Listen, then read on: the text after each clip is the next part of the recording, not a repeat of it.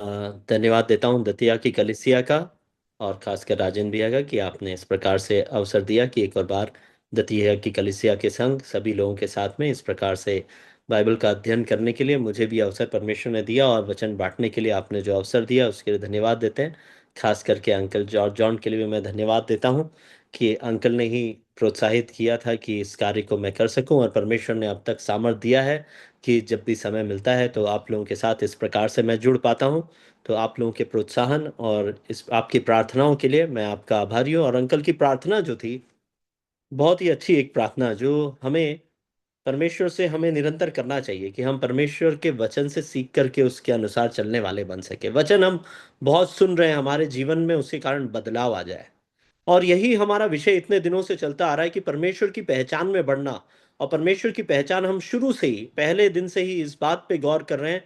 पहचानना सिर्फ जानना मात्र नहीं है, उसके बारे में जानकारी होना, ज्ञान होना, बाइबल के कई वचन याद होना, 20 साल से परमेश्वर के पीछे चलते रहना, ये सब कुछ तो जानना है।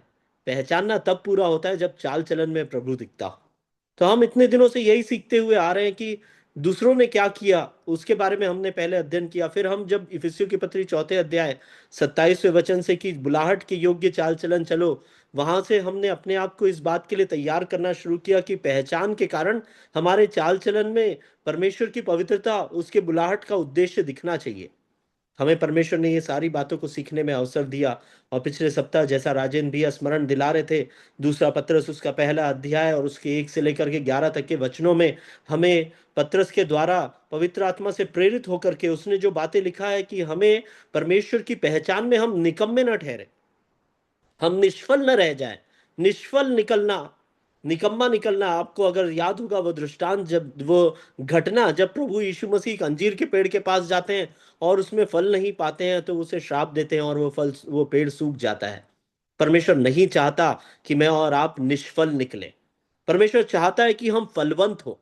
और फलवंत होने के लिए हमने पत्रस के द्वारा उगाहा गया था, जब पत्रस पवित्र आत्मा के द्वारा, और उसने इस पत्री को लिखा और उसमें उसने जो बातों को लिखा था उस पर हमने गौर किया था कि हम क्या करना है। हमें सब प्रकार का यत्न करना है, प्रयत्न हमें करना है, क्योंकि परमेश्वर ने सब कुछ दिया है अपनी ईश्वरीय सामर्थ्य के अनुसार। उसने सब कुछ जो जीवन और भक्ति से संबंध रखता है वो हमें दिया है। जब सब कुछ हमारे पास में है तो हमें तो सिर्फ यत्न करना है। हम सुन लेते हैं कि हमारे पास सब कुछ है, उसके बाद भी हमें क्या करना है? यत्न करना है। क्या मैं और आप अपने मसीही जीवन में यत्न करने वाले बन रहे हैं क्या? हमने पिछले सप्ताह इसी बात पर गौर किया था।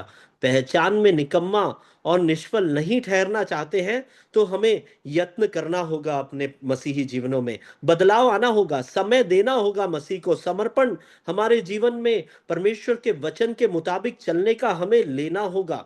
जीवन को मसीह के चरणों में समर्पित करना होगा, ठीक उसी प्रकार से जिस प्रकार से प्रभु यीशु मसीह ने पिता की आज्ञा, पिता के उद्देश्य को पूरा करने के लिए अपने आप को सौंप दिया। काल्वरी के क्रूस तक आज्ञाकारी रहा, मृत्यु तक आज्ञाकारी रहा। मैं और आप कहां तक आज्ञाकारी हैं? हमने इस बात पर ध्यान दिया था। हम यत्न किस चीज का करें कि हमारे विश्वास के ऊपर हमारे सद्गुण दिखना चाहिए। और जब सद्गुण हम दिखाने लगेंगे, विश्वास और मजबूत होगा, सद्गुण दिखने लगेगा, परमेश्वर के फल हमारे जीवनों में दिखने लगेंगे, तो हमारी परमेश्वर के प्रति समझ, अन्य लोगों के प्रति समझ, सिद्धता के प्रति समझ बढ़ेगी, सद्गुण पर समझ। और उसके बाद जब समझ हमारा विकसित होने लगेगा तो हम संयमी होते चलेंगे, हमारे जीवन में संयम आने लगेगा। संयम की कमी हम सब में बहुत आयत से है। और देखिए उसके बाद उसने यह कहा है, संयम अगर हमारा बढ़ता जाए तब धीरज उत्पन्न होगा। धीरज संयम से भी बढ़कर है। संयम रख करके भी हम धीरज खो सकते हैं। तो संयम, संयम पर धीरज, और धीरज जब आता है अर्थात विश्वास, सद्गुण, समझ, संयम, धीरज, ये 5 चीज होने के बाद में वाला कदम आता है भक्ति। हम उसके बगैर की भक्ति अगर कर रहे हैं स्वीकार योग्य नहीं है। हमें बहुत सी चीजें सुधारना है, सब कुछ परमेश्वर ने दिया है।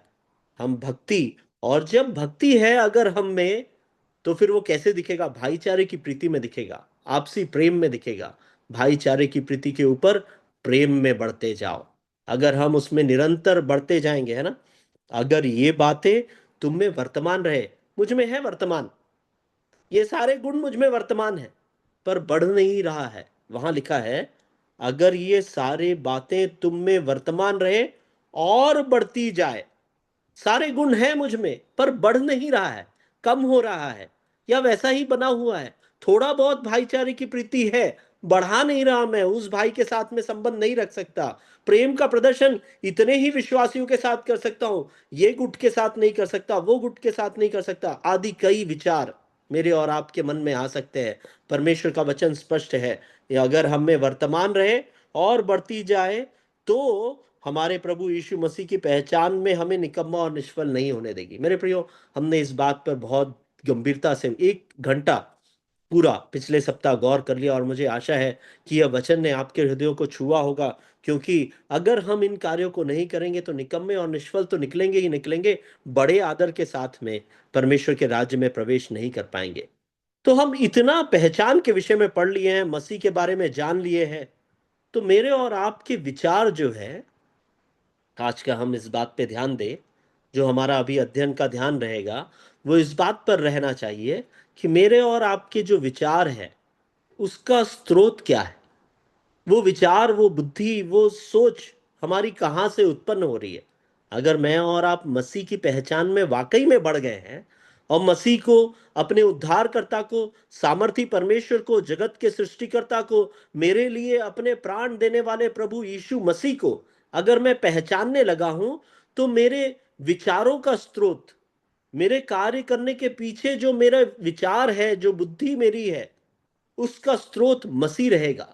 उसका स्रोत मैं, या सांसारिक ज्ञान, या सांसारिक अभिलाषाएं, या मेरी बुद्धि, या संसार से जो हम किराए पे ली हुई बुद्धि रहती है ना, सलाहकारों से जो सलाह लेते हैं, वो किराए पे ली हुई बुद्धि है। अगर हम उसके चलाए चलते हैं तो परमेश्वर का वचन उसके बारे में भी हमें चेतावनी देता है। हम जाएंगे याकूब की पत्री आज के अध्ययन के लिए। हम याकूब की पत्री, उसका 3रा अध्याय और उसका अंतिम भाग जो है, 3रा अध्याय का वचन 13 से लेकर के 18 तक के वचनों को पढ़ेंगे। जो भी भाई पढ़ना चाहे वे पढ़ सकते हैं। याकूब की पत्री 3रा अध्याय 13 से लेकर 18 तक के वचन। तुम में ज्ञानवान और समझदार कौन है, जो ऐसा हो वह अपने कामों को अच्छे चाल चलन से उस नम्रता सहित प्रकट करे जो ज्ञान से उत्पन्न होती है। पर यदि तुम अपने अपने मन में कड़वी ढा और विरोध रखते हो, तो सत्य के विरोध में घमंड ना करना और ना तो झूठ बोलना। यह ज्ञान वह नहीं जो ऊपर से उतरता है, वरन संसारिक और शारीरिक और शैतानी है। इसलिए कि जहाँ ढा और विरोध होता है, वहाँ बखेड़ा और हर प्रकार का दुष्कर्म भी होता है। पर जो ज्ञान ऊपर से आता है वह पहले तो पवित्र होता है, फिर मिलनसार, कोमल, मृदु भाव और दया और अच्छे फलों से लदा हुआ और पक्षपात और कपट रहित होता है। और मिलाप करने वालों के लिए धार्मिकता का फल मेल मिलाप के साथ बोया जाता है। धन्यवाद दिनोश भाई। हम इन वचनों को बहुत गंभीरता से लें, थोड़ा सा हमारे लिए ध्यान देने के योग्य वचन है। हम 10-11 बार परमेश्वर की पहचान के में बढ़ने के बारे में पढ़ चुके हैं। आप लोग निरंतर प्रतिदिन अलग अलग परमेश्वर के दासों के द्वारा परमेश्वर के वचन की गहराई को समझ रहे हैं, जिसके द्वारा आपके जीवनों में परमेश्वर के प्रति ज्ञान, पवित्र शास्त्र का ज्ञान बहुतायत से आपको परोसा जा रहा है। मेरे समझने के लिए जो सबसे कठिन मुझे भाग लगा है आज तक, बचपन से लेके आज तक, और मैं जिसका एबीसीडी अगर हम वर्णमाला देखें तो जिसका ए भी नहीं समझ पाया हूं, वो है प्रकाशित वाक्य।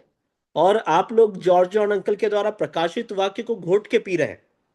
आप उसको इतनी अच्छी तरह से समझ रहे हैं कि आपको परमेश्वर के वायदे और परमेश्वर ने मेरे लिए जो प्रतिज्ञाएं, जो आपके लिए जो प्रतिज्ञाएं रखी है, उसको वो किस तरह से अपने महिमा में पूरा करने वाले हैं, ये सारी चीजों का बहुत अच्छा ज्ञान हो गया है।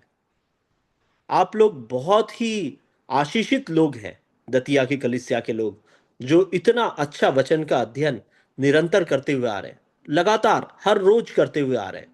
बहुत परमेश्वर आपको आशीष दे।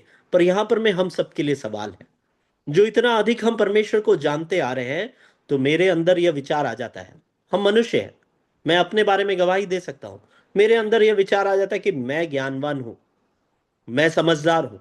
तो इसीलिए परमेश्वर की आत्मा यहां याकूब के द्वारा वही सवाल मुझसे और आपसे पूछती है। देखिए, याकूब की पत्री 3 अध्याय 13वां वचन, 13वें वचन में वो पूछता है, तुम में से ज्ञानवान और समझदार कौन है? जैसे ही कलिसिया में या किसी झुंड में यह पूछा जाए तो मन में सबका हाथ उठ जाता है, मेरा भी हाथ उठ जाता है। तुम में से ज्ञानवान और समझदार कौन है? मैं हूं, मैं हूं, मैं हूं। हम सब इसी प्रकार से सोचते हैं। पर यहां पर मैं, याकूब यह नहीं जानना चाह रहा, वो जानता है कि सबका हाथ उठेगा, हर कोई कहेगा कि मैं ज्ञानवान हूं, मैं समझदार हूं। पर यहां पर मैं इस भाग के माध्यम से परमेश्वर की आत्मा मुझे, आपको यह शिक्षा देना चाह रही है कि अगर मैं ज्ञानवान हूं, अगर मैं समझदार हूं, जो कि मैं हूं, आप भी हैं, पर हमें मसीही होने के नाते यह चीज समझना पड़ेगा कि मेरे और आपके आत्मिक जीवन में, मेरे और आपके सांसारिक निर्णयों में, प्रतिदिन के चाल चलन में, मेरे और आपके उस ज्ञान और समझ का एप्लीकेशन, उसका प्रायोगिक लागू करना जो है, उसके पीछे कौन सा बुद्धि, कौन सी समझ मेरे और आपके जीवन में कार्य करता है, कौन सा ज्ञान है, आज के अध्ययन का विषय है। आप कौन से ज्ञान के चलाए चल रहे हैं? आप कौन से ज्ञान के द्वारा चलाए जा रहे हैं? वही सवाल यहां पर मैं याकूब पूछता है और उस दो ज्ञान के विषय में हमें बताता है। बहुत ध्यानपूर्वक सुनने की बात है, बहुत ही सरलता से हम इसे समझ सकते हैं। याकूब यहां पर में दो ज्ञान के विषय में बात करता है। एक ज्ञान जिसके विषय में वो 15वें वचन में लिखता है, 15वें वचन में वह लिखता है, यह ज्ञान वह नहीं जो ऊपर से उतरता है। यानी एक ज्ञान है जो ऊपर से नहीं उतरता है ना। तो फिर 17वां वचन कौन बताता है कि दूसरा ज्ञान कौन सा है? दूसरे ज्ञान के विषय में लिखता है, पर जो ज्ञान ऊपर से आता है। तो दो प्रकार के ज्ञान के विषय में यहां पर मैं याकूब बता रहा है। पहला वो कह रहा है 17वें वचन में, ऊपर से आने वाला ज्ञान, डिवाइन विजडम, परमेश्वर का ईश्वरीय ज्ञान। और दूसरा ज्ञान वो बोलता है, वह ज्ञान जो ऊपर से नहीं आता, उसको वो भी नाम देता है। मैं और आप उस नाम से सहमत भी हो जाएंगे, पर जांच के जब हम पाएंगे कि मेरे अंदर कौन सा ज्ञान है, और अगर मान लीजिए दूसरा ज्ञान हम पाते हैं, तो हम अक्सर ये सोचेंगे, नहीं ये तो नहीं है ऐसा ज्ञान, मेरे अंदर जो ज्ञान है वो ये तो नहीं है, ऊपर से आया हुआ ज्ञान नहीं होगा, पर इतना खराब भी नहीं है। पर परमेश्वर का वचन स्पष्ट है, ज्ञान दो ही प्रकार के हैं। एक है जो ऊपर से उतरता है, और दूसरा ज्ञान जो 15वें वचन में वो कहता है, जो ऊपर से नहीं उतरता, वरन उसका नाम उसने दिया है सांसारिक, शारीरिक और शैतानी है। आप चुन लीजिए, जो भी नाम आप उसे देना चाहे वह नाम दे सकते हैं। एक है ईश्वरीय ज्ञान, दूसरे को, अगर आप थोड़े शांत स्वभाव के हैं तो आप कह सकते हैं सांसारिक ज्ञान या शारीरिक ज्ञान। पर परमेश्वर की वचन की गहराई को समझ करके, अगर हम परमेश्वर के वचन की तीव्रता के साथ कहें, तो हम कहेंगे शैतानी ज्ञान। एक परमेश्वर का ईश्वरीय ज्ञान, और दूसरा सांसारिक, शारीरिक या शैतानी ज्ञान।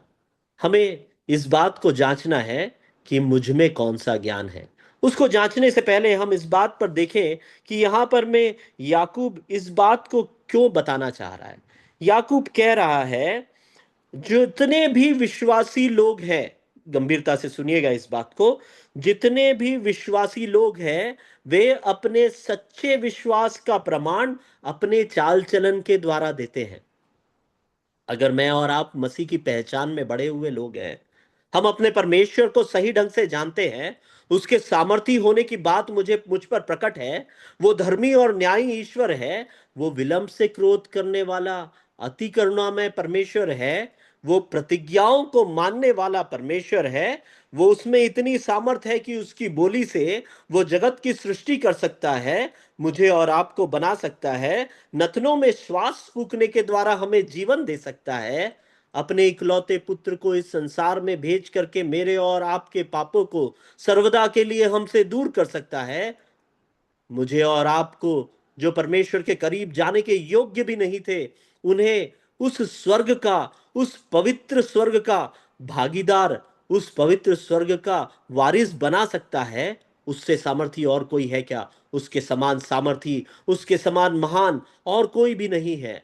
उस परमेश्वर से आने वाला ज्ञान एक है, और दूसरा ज्ञान जो है संसार का, सड़ाहट से भरा हुआ, शैतानी विचारों के द्वारा परिपूर्ण, बुराइयों से भरा हुआ, अपवित्रता की ओर ले जाने वाला, परमेश्वर से हमें दूर करने वाला, बखेड़ा, आपस में बनाने वाला और अपवित्रता में हमें लेकर के जाने वाला एक ज्ञान। मेरे प्रियो, सावधानी की जरूरत है। वो कहता है हमारे चाल चलन में दिखेगा कि हम कौन से ज्ञान के चलाए हुए चलते हैं। हम ये कहेंगे, 13वें वचन में जो सवाल था, तुम में से ज्ञानवान और समझदार कौन है, मेरा हाथ उठ जाएगा। मैं कहूंगा मैं हूं ज्ञानवान और समझदार। आप अपने आप को मेरी जगह पर में रख के सोचिए।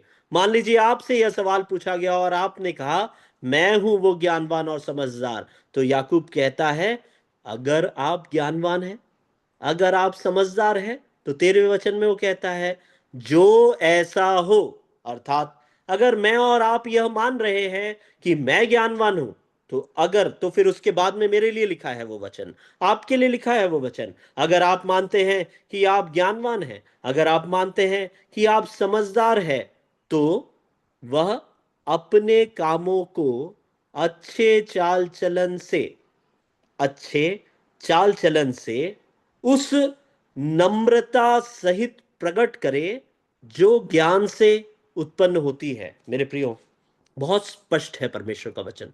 यहां कोई भी कठिन बात नहीं कहा गया है। एकदम स्पष्टता के साथ याकूब यह कह रहा है ज्ञान से क्या उत्पन्न होता है, नम्रता उत्पन्न होती है। मेरे और आपके चाल चलन में अगर नम्रता नहीं है, मेरे और आपके हृदय में अगर नम्रता नहीं है, नम्रता क्या है हम मसीह में देख सकते हैं।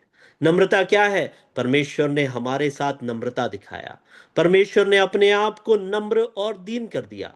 हमें नम्रता क्या है सीखने की आवश्यकता नहीं, उसमें समय बिताने की आवश्यकता नहीं। आप अगर मसीह की पहचान में बढ़े हैं तो आप जानते हैं नम्रता क्या है, क्योंकि मसीह नम्रता से परिपूर्ण था। वह करुणा का वह मूरत थी जिसने मेरे और आपके लिए अपने आप को इतना दीन किया। हम यूहन्ना रचित सुसमाचार के 14वें अध्याय के पहले कुछ वचनों में पढ़ते हैं कि जब उसे यह पता चलता है, जब प्रभु यीशु मसीह को पता चलता है कि स्वर्ग और पृथ्वी का सारा अधिकार उसे दिया गया है, तब उसने अपने कपड़े उतारे, अपने कमर पर अंगोछा बांधा और अपने चेलों के पांव धोकर उस अंगोछे से पोंछने लगा। उसे कहते हैं नम्रता। जब उसे ज्ञात हुआ कि स्वर्ग और पृथ्वी का सारा अधिकार पिता ने उसके हाथ में कर दिया है, तब उसने दीनता का सबसे बड़ा कार्य किया। वह दास का कार्य जो कोई भी वहां नहीं कर रहा था, सबसे दीन कार्य को करने वाला मेरा प्रभु यीशु मसीह, उससे उसको अगर हम पहचानते हैं, तो यहाँ याकूब यह कहता है कि अगर तुम में ज्ञान है तो अपने अच्छे चाल चलन से उस नम्रता सहित प्रकट करे जो ज्ञान से उत्पन्न होती है। मेरे और आपके अंदर अगर ज्ञान है तो वो अहंकार को उत्पन्न नहीं करेगा।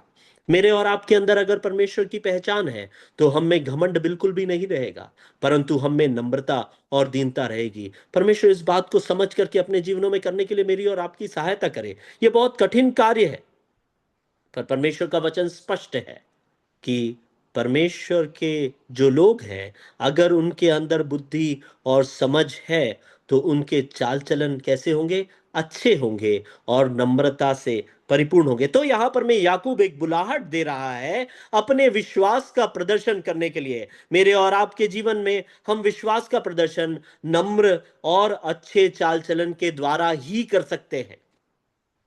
विश्वास का प्रदर्शन बहुत सारे लोगों के बीच में गीत गा करके नहीं होता। विश्वास का प्रदर्शन वचन का प्रचार करके नहीं होता। विश्वास का प्रदर्शन प्रत्यक्ष रूप में दिखाने के लिए किए गए दान, अर्थात दिखाने के लिए किए गए कामों से नहीं होता, पर नम्रता के साथ में अच्छे चाल चलन के द्वारा ही विश्वास का प्रदर्शन होता है। अगर हमारे अंदर सच्चा ज्ञान है तो हर प्रकार की परिस्थितियों में भी हम नम्र रहेंगे।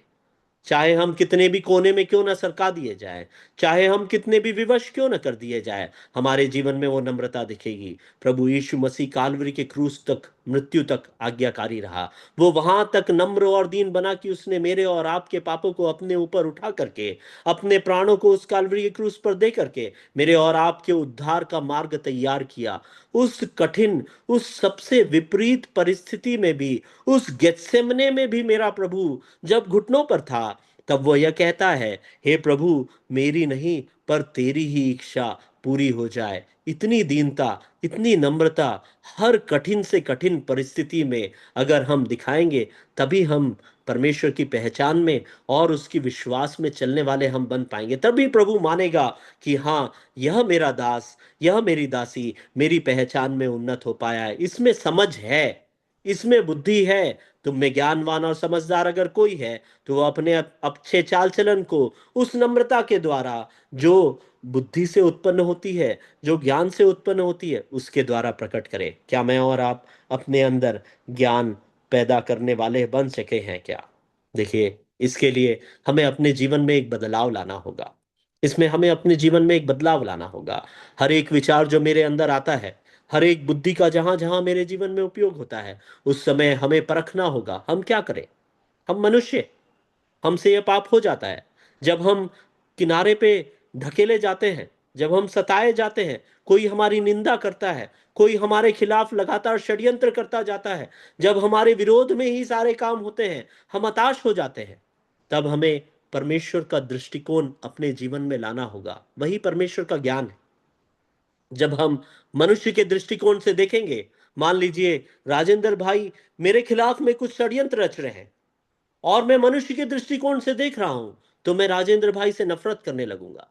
पर अगर मैं परमेश्वर के दृष्टिकोण से देखूं, मसीह के दृष्टिकोण से देखूं, तो परमेश्वर क्षमा करने वाला परमेश्वर है, परमेश्वर दया करने वाला परमेश्वर है, परमेश्वर करुणा करने वाला परमेश्वर है। तो मेरे अंदर अगर प्रभु यीशु मसीह की नम्रता अगर है, और उस ज्ञान से चलाए हुए मैं चल रहा हूं, अगर मैं समझदार हूं, परमेश्वर की समझ, वो सिद्धता मुझ में आ रही है, तो मैं, मेरा दृष्टिकोण बदल जाएगा। मनुष्य के दृष्टिकोण से नहीं, पर परमेश्वर के दृष्टिकोण से देखिए। कई बार हो सकता है कि आप अपनी दृष्टि में निर्धन हो, आपको यह लगता हो कि मैं कितने सालों से बीमार हूं, मैं कितने सालों से गरीब हूं, मैं कितने सालों से नौकरी की तलाश कर रहा हूं, परमेश्वर से मांग रहा हूं कि मुझे नौकरी मिल जाए, मैं कितने सालों से एक घर के लिए प्रार्थना कर रहा हूं, परमेश्वर मुझे वो घर नहीं दे रहा, मैं कितने सालों से बच्चे के लिए प्रार्थना कर रहा हूं, मेरे जीवन में परमेश्वर बच्चा नहीं दे रहा। न जाने क्या क्या परेशानियां मेरे और आपके जीवन में, हम निरंतर उसका सामना करते रहते हैं। परमेश्वर हमारी सहायता करे कि इन सारी परिस्थितियों में भी हम उसके दृष्टिकोण वाले बन जाएं। इन विपरीत परिस्थितियों में भी हम परमेश्वर की दृष्टिकोण से देखें। हो सकता है मैं दूसरों की दृष्टिकोण में, मनुष्य की दृष्टिकोण में बहुत निर्धन होगा, पर जब प्रभु स्वर्ग से देखता है, तो वो मुझ में क्या देखता है? उद्धार प्राप्त एक मनुष्य। जब करोड़ों लोग बिना उद्धार के नरक की अग्नि की ओर जा रहे हैं, तब मैं कितना धनी हूं, मैं कितना धन्य हूं, जिसने प्रभु यीशु मसीह पर विश्वास के द्वारा उस उद्धार को प्राप्त किया है। प्रभु देखता है ऊपर से, तो देखता है आत्मिक वरदानों से लैस एक मनुष्य।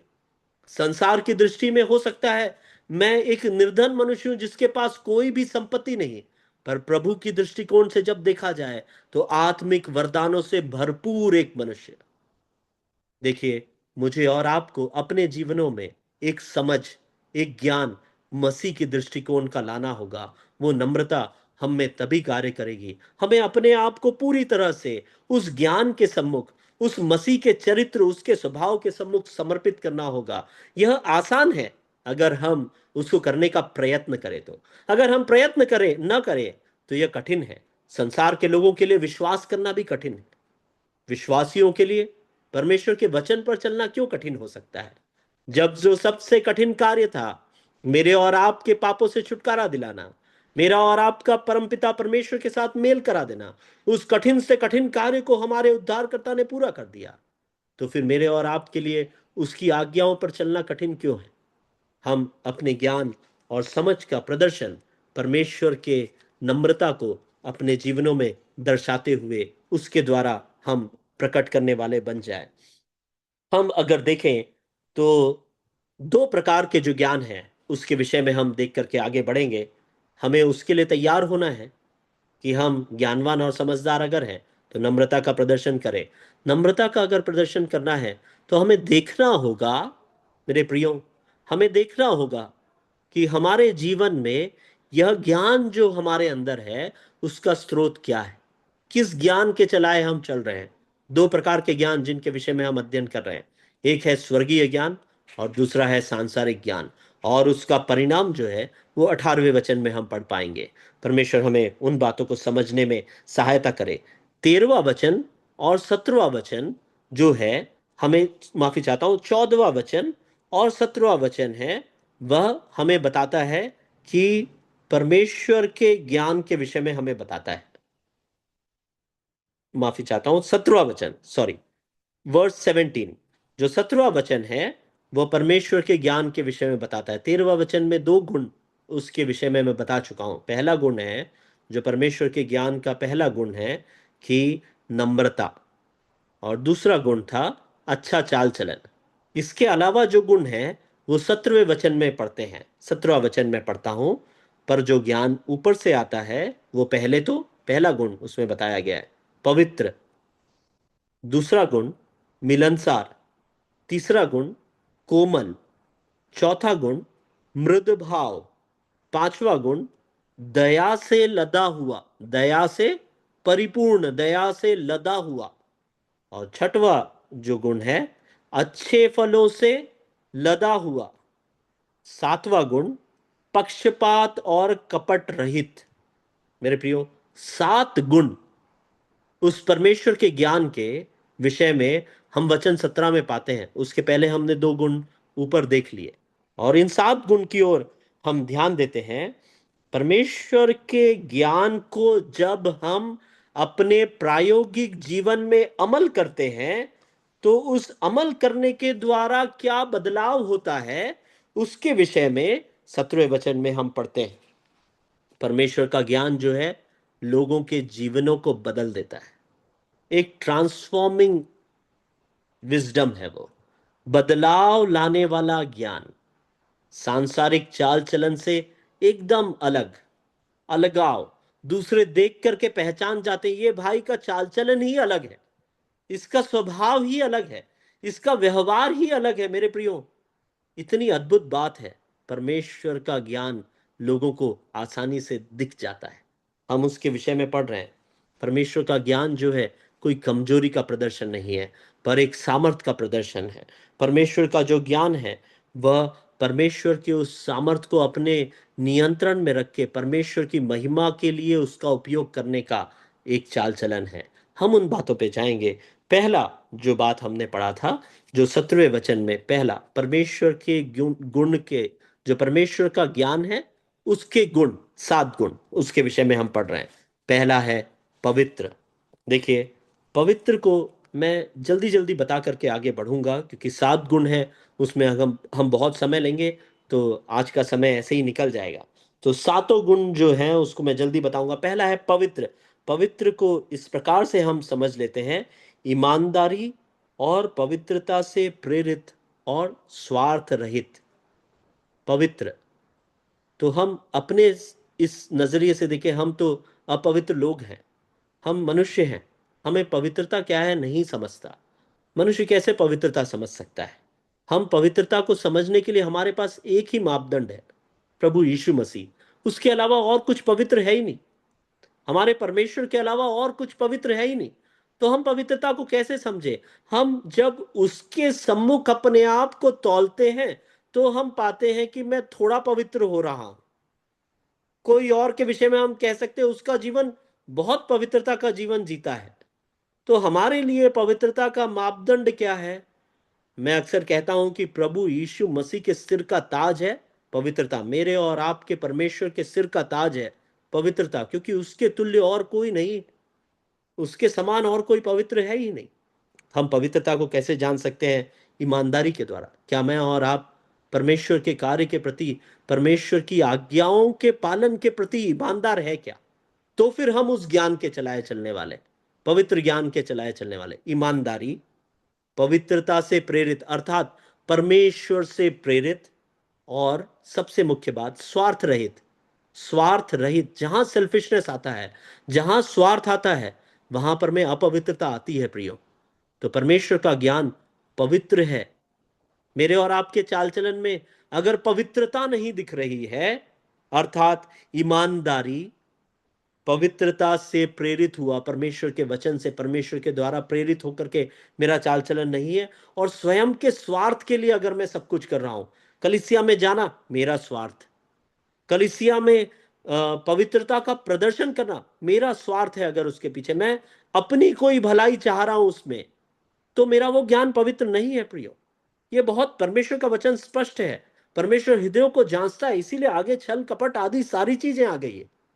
तो मैं और आप स्वार्थ रहित अपना चाल चलन रखेंगे, तभी वो होगा। हम आगे बढ़ते हैं। वहां लिखा है दूसरा गुण जो है मिलनसार। और मिलनसार को अंग्रेजी में शब्द उपयोग किया गया है पीसेबल, यानी ऐसा जो दूसरों से मेल और दूसरों से सद्भाव रखने की प्रक्रिया को खोजता हो। मैं उसे और भी सरल अगर समझने के लिए, हमारे समझने के लिए होना चाहिए, मेरा और आपका स्वभाव, मेरा और आपका चाल चलन दूसरों से मेल और सद्भाव खोजने वाला होना चाहिए। खोज के लाना है हमें मेल और सद्भाव। हो सकता है सामने वाला भाई, हो सकता है सामने वाली बहन, हो सकता है वो विश्वासी, हो सकता है वो अगुआ, कोई भी क्यों ना हो, वो आपके साथ मेल और सद्भाव नहीं रखना चाह रहा हो, आपको उसमें मेल और सद्भाव खोजना है। मैंने और आपने मसीह को इस संसार में नहीं बुलाया।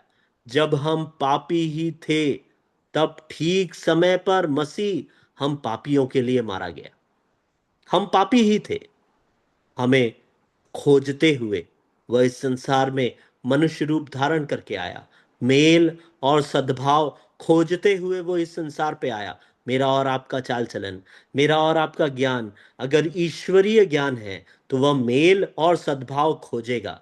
कलिसिया में आनंद रहेगा, कलिसिया में मेल रहेगा, परिवार में मेल रहेगा, परिवार में शांति रहेगी। अगर मैं मसीह का स्वभाव अपने जीवन में दिखाने वाला हूंगा, मैं मेल और सद्भाव का खोजी रहूंगा। मिलनसार विभाजन को नहीं खोजता, मेल और सद्भाव खोजता है।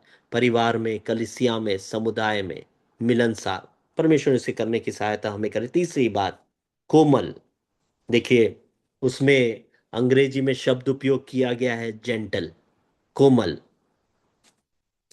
बहुत कठिन और बहुत दो मतलब निकाले जाने योग्य ये वचन है। उदाहरण के तौर पे मैं आपको बोलता हूं, हम में कोमलता बहुत होनी चाहिए। परमेश्वर का वचन स्पष्ट है, पर कोमलता को हम कॉम्प्रोमाइज न समझे, समझौते का कारण कोमलता न बन जाए। मान लीजिए उदाहरण के तौर पे, मेरा बेटा अगर कोई पाप प्रतिदिन करता है, मेरा बेटा है, पाप कर रहा है, मैं उसके प्रति कोमल होने के कारण मैं उसके उस पाप को नजरअंदाज करके बहुत कोमलता के साथ उससे बर्ताव कर रहा हूं, कहीं बेटा नाराज न हो जाए। यह कोमलता के विषय में परमेश्वर नहीं कह रहा है यहां पर। मैं, कलीसिया में कोई विश्वासी है जो पाप में फंसा हुआ है और मेज की भागीदारी ले रहा है, या कलीसिया में अन्य विश्वासियों को प्रभावित कर रहा है, वहां कोमलता दिखाने के लिए परमेश्वर का वचन यहां नहीं कह रहा है। जो परमेश्वर का ज्ञान है उसके विषय में परमेश्वर जो कह रहे हैं, जो कोमलता की बात यहां पर में की गई है, उस कोमलता को अगर हम एक शब्द में कहें, तो वह ऐसा है, सच्चाई में स्थिर रहकर भी कृपालु और दूसरों का ध्यान रखने वाला। सच्चाई में स्थिर रहकर, जब तक आप परमेश्वर के वचन की, परमेश्वर की आज्ञा की सच्चाइयों में स्थिर रह करके दूसरों का ध्यान रखते हैं और दूसरों के प्रति कृपालु रहते हैं, उस स्वभाव के विषय में यहां कहा गया है। परमेश्वर पापी से प्रेम करता है, पाप से नफरत करता है। पाप के प्रति कोमल होने को यहां नहीं कहा गया है, पर पापी के प्रति कोमलता, सद्भाव और उसके ध्यान रखने का एक कोमलता मेरे और आपके जीवन में होना चाहिए। मेरे प्रियो, इसे दोहरे शब्द की तरह हम उपयोग न करें। हमारा स्वभाव दोहरा ना हो जाए। हम ऐसे ना हो जाए कि मैं कोमलता तो दिखाता हूं पर सच्चाई पर आधारित कोमलता नहीं है। किसी किसी के प्रति कोमल हूं, किसी किसी के प्रति कठोर हूं। सच्चाई पर आधारित कोमलता एक समान रहती है, और वो वचन की सच्चाई, मसीह पर आधारित, मसीह की सच्चाई पर आधारित कोमलता मेरे और आपके जीवन में होना चाहिए। उसके बाद का शब्द है मृद भाव। मृद भाव जो शब्द है वो थोड़ा कठिन सा शब्द है। अंग्रेजी में उसके लिए कई शब्दों का उपयोग किया गया है। उसमें से जो शब्द मैंने समझने के लिए लिया हूं, वो आपको मैं बताता हूं। ओपन टू रीजन, यानी जो बहस सुन करके अपने अंदर कोई अगर विचार है, उस विचार को सुधारने के लिए खुले हृदय के साथ में तत्पर हो। तो उसे हम हिंदी में इस प्रकार से अनुवाद कर सकते हैं, सुनने में तत्पर, सुनने में तत्पर। मैं मृदभावी हूं, उसका अर्थ यह है कि मेरा किसी वस्तु के विषय में कोई विचार है, यानी मेरा धार्मिकता के प्रति कोई विचार है, पर किसी और भाई का उसी धार्मिकता के विषय में कुछ और विचार है और हम दोनों में विरोध है, तो मैं उस भाई के जो बहस की बात है उसको सुनने की इच्छा नहीं रखता। सुनने में मैं तत्पर हूं, ओपन टू रीजन हूं। तत्परता है मुझ में कि मैं उसके भी उस भाग को सुन सकूं, उसके भी तर्क को मैं सुन सकूं। सुनने में तत्पर, बहस करने में धीमा और समझदार। ओपन टू रीजन को हम इन तीन शब्दों के द्वारा हो सकते हैं। मेरे और आपके जीवन में क्या हम सुनने में तत्पर, बहस करने में धीमे और समझदारी का परिचय देते हैं क्या? अगर देते हैं तो मसीह में यही गुण था। वह सुनने में तत्पर था, वो बहस करने में धीमा था, वो पिलातुस के सामने, अन्य कई न्यायियों के सामने चुपचाप वह सब सह लिया। वो बहस करने में धीमा था और वह समझदार था। उसे मालूम था उसका क्या उद्देश्य है, उसने उसे पूरा किया। हम में अगर उसका ज्ञान है तो हम उसके जीवन में उसका जो चाल चलन है, उसका जो स्वभाव है, मसीह का स्वभाव, वो प्रदर्शित करेंगे। हम आगे बढ़ते हैं। मृदभाव, आप मृदभाव को स्मरण रखिएगा, सुनने में तत्पर, बहस करने में धीमा और समझदार। उसके बाद है दया से लदा हुआ। वहां लिखा है दया और अच्छे फलों से लदा हुआ, अर्थात दया से लदा हुआ, फुल ऑफ मर्सी। दया प्रभु यीशु मसीह का सबसे बड़ा गुण, परमेश्वर सृष्टिकर्ता का सबसे बड़ा गुण, करुणा, दया। मुझे और आपको उसके विषय में सीखने की कोई आवश्यकता नहीं है, पर क्या मुझे मेरे जीवन में, मेरे निर्णय जो मैं लेता हूं, मेरे चाल चलनों में, क्या मसीह की दया लोग देख पाते हैं क्या? या लोग मुझ में कठोरता देखते हैं? या लोग मुझ में एक निंदा करने की आत्मा को देखते हैं? क्या लोग मुझ में दूसरों का त्याग करने की आत्मा को देखते हैं कि उसे छोड़ दो, उस भाई से मुझे प्रेम नहीं, उस बहन से मुझे प्रेम नहीं? मसीह के अंदर में एक दया करने की आत्मा थी। परमेश्वर चाहता है कि हम माफ करने में और करुणा दिखाने में तत्पर हो जाएं। मेरे प्रियो, अगर हम यह स्वभाव रखेंगे, माफ करने में और करुणा दिखाने में तत्पर, कई बार हम माफ कर देते हैं दूसरों को, कई बार हम दूसरों को माफ कर देते हैं, पर जिसे माफ किया उसके तरफ हमारी करुणा कुछ नहीं होती। मैंने उस भाई को माफ कर दिया, मैंने उस बहन को माफ कर दिया, पर अब मैं उस भाई से कोई संबंध नहीं रखूंगा। प्रभु यीशु मसीह ने इस तरह हमें माफ नहीं किया। उसने अपना प्राण देकर के हमें माफ किया, उसने अपना लहू बहा करके हमें मोल लिया, माफ किया, और हम पर करुणा दिखा करके हमें मोल ले लिया, हमें स्वर्ग का वारिस बना दिया, अपने दाहिनी ओर अपने साथ बैठा दिया, परमपिता परमेश्वर के सम्मुख हमें बैठा दिया। माफ करने में तत्पर और करुणा दिखाने में भी तत्पर हो। अगर हम इस स्वभाव को अपने जीवनों में ला पाएंगे तो फिर हम अपने परिवारों में कभी क्लेश होगा ही नहीं। मसीही परिवारों में आनंद होगा, दुख नहीं होगा। मसीही कलीसियाओं में कभी विभाजन होगा ही नहीं, सब मिलनसार हो चले। सब में वह बुद्धि आ गई है जो मसीह की पवित्र बुद्धि है, जो स्वर्गीय ज्ञान है, उसके चलाए हम चलते हैं नम्रता के साथ में। मेरे प्रियो, आगे और हम बढ़ते हैं। उसमें वह लिखा है, आप दया से लदा हुआ, और दूसरी बात है अच्छे फलों से लदा हुआ। अच्छे फल क्या है? दया और सेवा के कार्यों से लदा हुआ। आप सब जानते हैं अच्छे फलों के विषय में, आत्मा के फलों के विषय में आप जानते हैं। उससे लदा हुआ, क्या मेरा और आपका जीवन मसीह के फल दूसरों को दिखा रहा है क्या? क्या कलीसिया में, क्या परिवार में, क्या समुदाय में जहां आप काम करने जाते हैं, जिस स्कूल में आप पढ़ रहे हैं, जिस कॉलेज में आप पढ़ रहे हैं, जहां आप नौकरी कर रहे हैं, क्या वहां पर में आपके विषय में यह गवाही है कि ये भाई, ये बहन अच्छे फलों से लदी हुई है, ये भाई अच्छे फलों से लदा हुआ है? क्या लोग हमारे विषय में इस बात को कह पा रहे हैं क्या? मेरे प्रियो, हमारा ज्ञान कहाँ से आ रहा है? क्या वो सांसारिक ज्ञान है? क्या वो शैतानी ज्ञान है जिसके चलते हम चलाए चल रहे हैं? या मसीह का ज्ञान है? अगर मसीह का ज्ञान है जो ऊपर से आता है तो ये गुण रहेगा।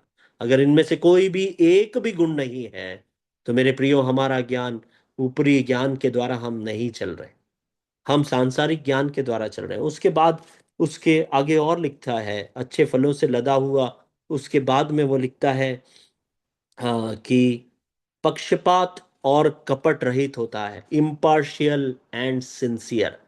पक्षपात और कपट रहित, ईमानदार, दोगलापन और झुकाव रहित। मेरे प्रियो, दोगलापन, हम परमेश्वर के सम्मुख जब जाते हैं सप्ताह के पहले दिन, बहुत पवित्रता के साथ में आराधना करने के लिए हर सप्ताह हम पहुंच जाते हैं, और उस मेज के चारों ओर पवित्र लोगों के बीच में पवित्र संगति करते हुए, पवित्रता का प्रदर्शन देते हुए, अच्छे गीतों को गा के, परमेश्वर को धन्यवाद रूपी बलिदान चढ़ा के, वचन के द्वारा क्रूस की कथा को स्मरण करके, अपने आप को जांचते हुए उस मेज की भागीदारी जब लेते हैं, बार बार हम कई बार दोगलापन करते हैं।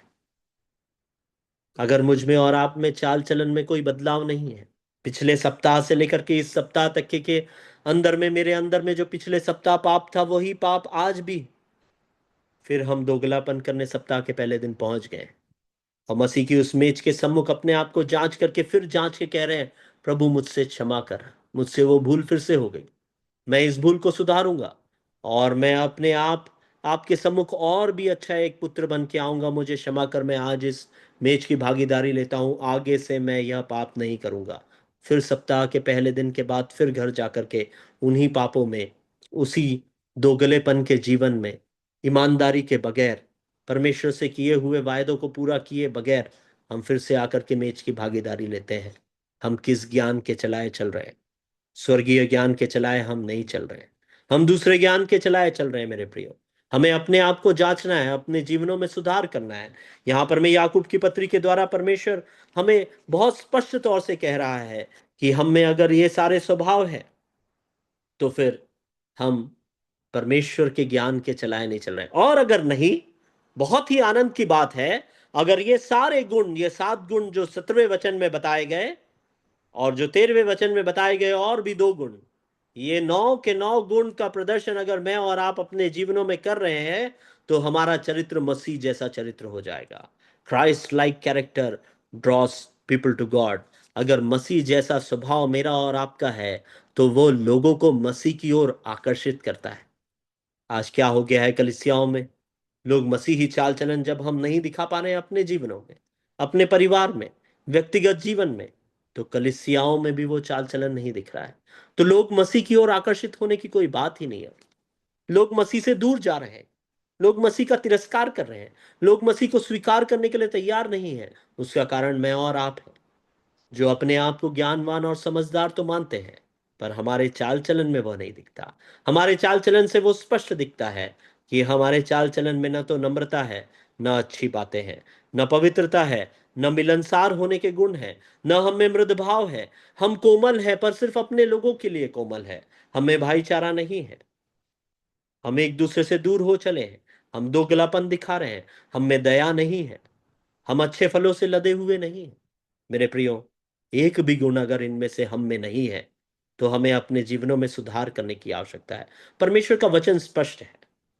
मैं आशा करता हूं कि आने वाले सप्ताह में इसके आगे के भाग को हम जब पढ़ेंगे, तो आपको एक और चीज समझ में आएगी कि जो दूसरा गुण है, जिसके विषय में याकूब कहता है कि वो सांसारिक, शारीरिक और शैतानी है, उस गुण, वो जो ज्ञान है, उस ज्ञान के क्या क्या गुण हैं। जब मैंने अपने जीवन में उन गुणों को जब मैंने पढ़ा, तो मैंने पाया कि मुझ में वो गुण ज्यादा है। मेरे प्रियो, आप भी जब अपने आप को जांचेंगे, तो आप यह पाएंगे कि हम में मसीह के गुण कम और संसार के गुण ज्यादा है। इसीलिए हम अपने आप पे दावा तो यह करते हैं कि हम ज्ञानवान और समझदार हैं, पर हम परमेश्वर की पहचान में सही ढंग से नहीं बढ़े हैं। हम जानते हैं कि परमेश्वर प्रेम करने वाला परमेश्वर है, पर हम यह भी जानते हैं कि परमेश्वर दंड देने वाला न्यायी परमेश्वर भी है। जब वह अपने जलाल में आएगा, तो मेरे और आपके पापों का सारा लेखा जोखा उसके सामने खुल जाएगा। हम तो उससे क्षमा प्राप्त लोग हैं, हम नरक के दंड की आग में नहीं जाएंगे, पर हम क्या बड़े आदर के साथ में उसके उस अनंत काल के राज्य में प्रवेश करने पाएंगे। या पौलुस जैसा कहता है कि वे बड़ी मुश्किल से पहुंचे, मानो जलते जलते। क्या हम उस प्रकार से उसके अनंत राज्य में प्रवेश करने पाएंगे। परमेश्वर हमारे जीवनों में उसकी पहचान के द्वारा, उसके ज्ञान के द्वारा वाकई में एक बदलाव ला सके, क्योंकि परमेश्वर का ज्ञान, the wisdom of God transforms life. परमेश्वर का ज्ञान लोगों के जीवनों को बदल के रख देता है। क्या मेरा और आपका जीवन बदला है क्या? हमें उसे परखने की और उसमें सुधार लाने की आवश्यकता है। परमेश्वर आने वाले दिनों में हमें सामर्थ प्रदान करे कि हम उससे सीखकर उसके वचन पर चलने वाले बन जाए। परमेश्वर के नाम की महिमा हो। एक और बार दतिया की कलीसिया का और दतिया के अगुओं का मैं धन्यवाद देता हूं कि इस प्रकार से मुझे समय दिया, और आप सभी लोगों का भी धन्यवाद कि आपने बहुत धैर्य के साथ में मुझे सुना है। सबको जय मसीह की।